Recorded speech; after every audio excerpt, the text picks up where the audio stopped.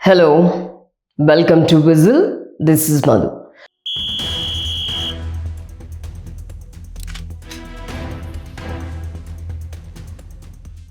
America అధ్యక్షుడు Donald Trump తన ఆర్థిక విధానాల్లో భాగంగా విధించిన కీలక టారిఫ్లు చాలా వరకు చట్ట విరుద్ధమని అమెరికాలోని ఓ అప్పీల్స్ కోర్టు సంచలన తీర్పు ఇచ్చింది. దీంతో ట్రంప్కు గట్టి ఎదురు దెబ్బ తగిలినట్టయింది. అయితే ఈ తీర్పు వచ్చినప్పటికీ ఈ టారిఫ్లు అక్టోబర్ 14 వరకు అమల్లో ఉంటాయి. అప్పట్లోగా సుప్రీంకోర్టుకు అప్పీల్ చేసుకునేందుకు ట్రంప్ ప్రభుత్వానికి సమయం ఉంది. వాషింగ్టన్ డీసీలోని America federal circuit appeals court తన తీర్పులో ట్రంప్ అత్యవసర అధికారాల చట్టం కింద టారిఫ్లు విధించడం ద్వారా తన అధికార పరిధిని అతిక్రమించారని స్పష్టం చేసింది. రాయిటర్స్ వార్తా సంస్థ ప్రకారం కోర్టు తన ఉత్తర్వుల్లో ఇలా పేర్కొంది. ఒక జాతీయ అత్యవసర పరిస్థితిని ప్రకటించినప్పుడు అనేక చర్యలు తీసుకునేందుకు ఈ చట్టం అధ్యక్షుడికి గణనీయమైన అధికారాన్ని కల్పిస్తుంది. కానీ ఈ చర్యల్లో టారిఫ్లు, డ్యూటీ లేదా పన్నులు విధించే అధికారం స్పష్టంగా చేర్చలేదు.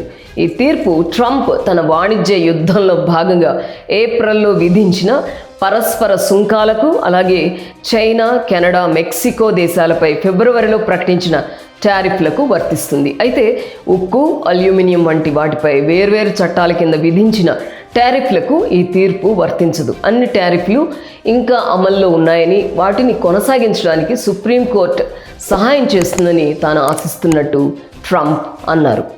అప్పీల్స్ కోర్టు పక్షపాతంతో వ్యవహరించిందని, దాని నిర్ణయం తప్పు అని ఆయన విమర్శించారు. టారిఫ్లు అమెరికాకు లాభమా నష్టమా అనే అంశం దేశభక్తికి సంబంధించిన విషయం అని పేర్కొన్నారు. మేడ్ ఇన్ అమెరికా ఉత్పత్తులకు మద్దతు ఇవ్వడానికి టారిఫ్లే ఉత్తమ సాధనమని ఆయన అభిప్రాయపడ్డారు. గతంలో ట్రంప్ తన నిర్ణయాలను 1977 నాటి అంతర్జాతీయ అత్యవసర ఆర్థిక అధికారాల చట్టం కింద సమర్థించుకున్నారు. ఈ చట్టాన్ని సాధారణంగా జాతీయ అత్యవసర పరిస్థితుల్లో ఆంక్షలు విధించడానికి లేదా ఆస్తులను స్తంభింపజేయడానికి ఉపయోగిస్తారు. టారిఫ్లు విధించడానికి ఈ చట్టాన్ని ఉపయోగించిన తొలి అమెరికా అధ్యక్షుడు ట్రంప్.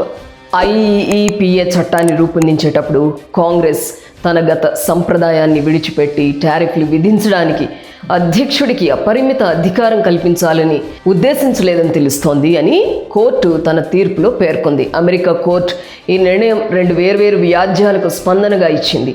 ఒకటి 5 చిన్న అమెరికా వ్యాపార సంస్థలు దాఖలు చేయగా, మరొకటి 12 డెమోక్రటిక్ నేతృత్వంలోని రాష్ట్రాలు దాఖలు చేశాయి.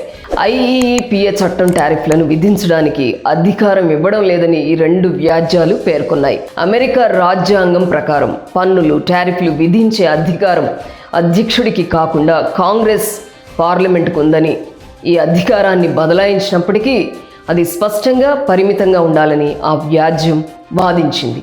న్యూయార్క్లోని అమెరికా అంతర్జాతీయ వాణిజ్య కోర్టు మే 28న ఇప్పటికే ట్రంప్ తన అధికార పరిధిని అతిక్రమించి టారిఫ్లు విధించారని తీర్పిచ్చింది. ఈ 3 న్యాయమూర్తుల ప్యానెల్లో ట్రంప్ నియమించిన ఒక న్యాయమూర్తి కూడా ఉన్నారు. వాషింగ్టన్లో మరో కోర్టు కూడా ఇలాంటి తీర్పునే ఇవ్వగా, ఆ తీర్పుపై ప్రభుత్వం అప్పీల్ చేసింది. This is Madhu signing off. Keep watching Whistle.